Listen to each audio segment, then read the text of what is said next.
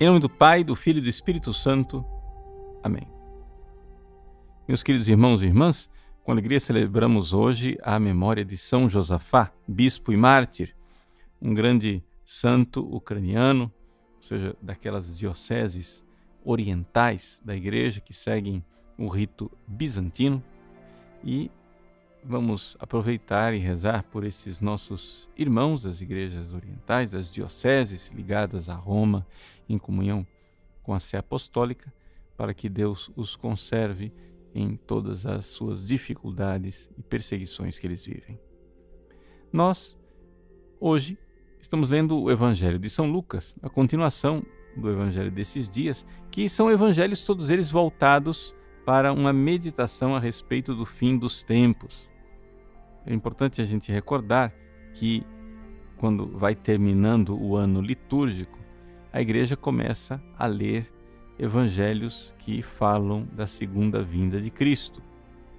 E tudo isso, então, tem o seu cume, o seu ápice na festa de Cristo Rei, né? Portanto, esse evangelho está dentro deste clima, né? Dessa realidade. Jesus, aqui, quer nos recordar como será a sua segunda vinda, né? E ele recorda dois episódios do Antigo Testamento.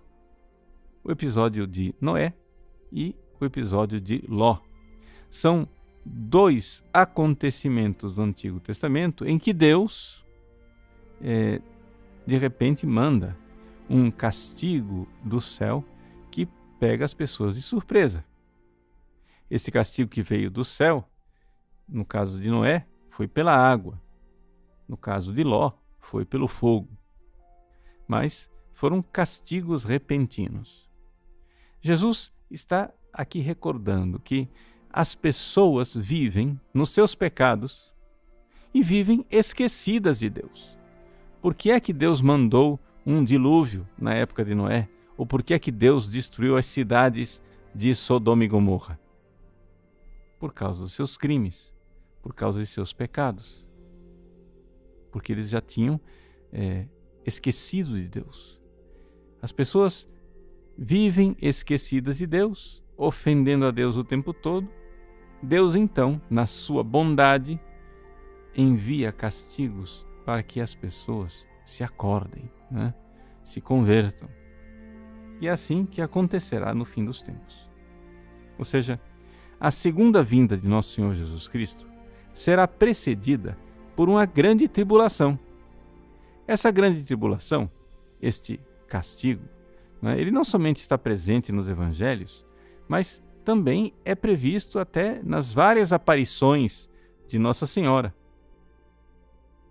Nos últimos séculos, Nossa Senhora tem aparecido com frequência e exortado aos seus filhos que façam penitência, rezem o terço, se convertam.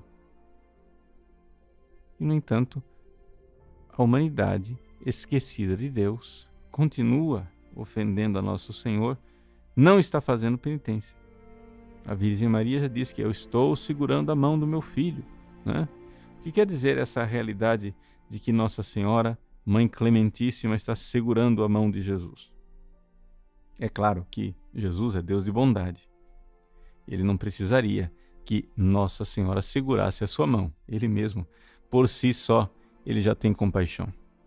Mas o que acontece é que Jesus, né, não quer nos amar sozinho. Ele quer que todos nós, Nossa Senhora e nós também, todos nós, façamos parte dessa sua clemência e dessa sua misericórdia. Ou seja, Deus não está nos castigando na medida dos nossos pecados, do jeito que nós merecemos, porque Ele é bondoso e clemente. Ele quer nos dar um tempo para nós nos convertermos. Mas quando a gente não se converte, Ele vai mandando castigos para que a gente acorde, para que a gente se converta, para que nós despertemos para o fato de que os nossos pecados já estão superando toda a medida. Então, o que é que nós devemos fazer?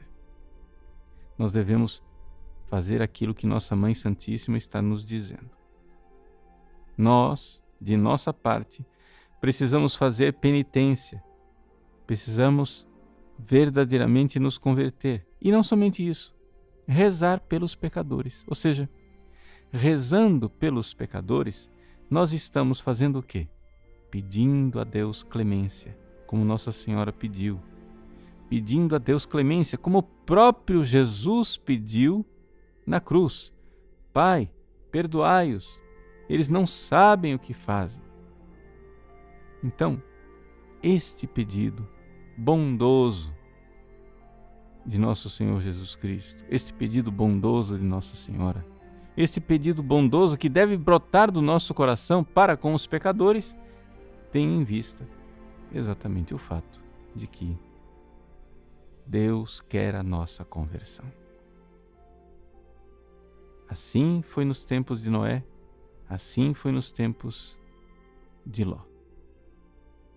Além disso, é necessário que, para que nós estejamos verdadeiramente prontos para a vinda de Jesus, para o nosso encontro com Deus, que nós compreendamos que nós precisamos nos lançar na direção de Deus generosamente, nos desapegar deste mundo e nos lançarmos para Deus. Como diz São Paulo aos Filipenses, né?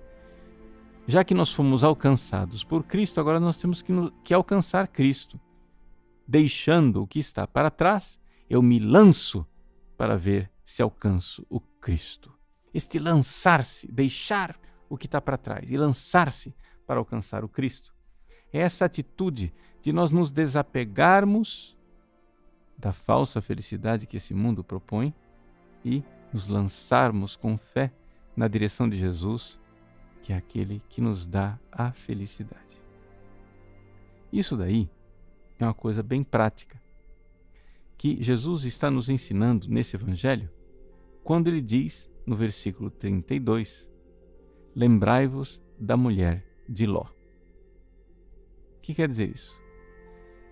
Nesse dia, quando vier Jesus, quem estiver no terraço, não desça para apanhar os bens que estão em sua casa, e quem estiver nos campos, não volte para trás. Lembrai-vos da mulher de Ló. Jesus está nos ensinando o desapego. Nós precisamos nos desapegar das coisas deste mundo, não ficar olhando para trás, não procurar seguranças terrenas e lançar-nos confiantemente nos braços dele. Eis aí uma segunda atitude, em realidade muito importante. Então, vejam como nosso Senhor é muito bom e muito clemente para conosco.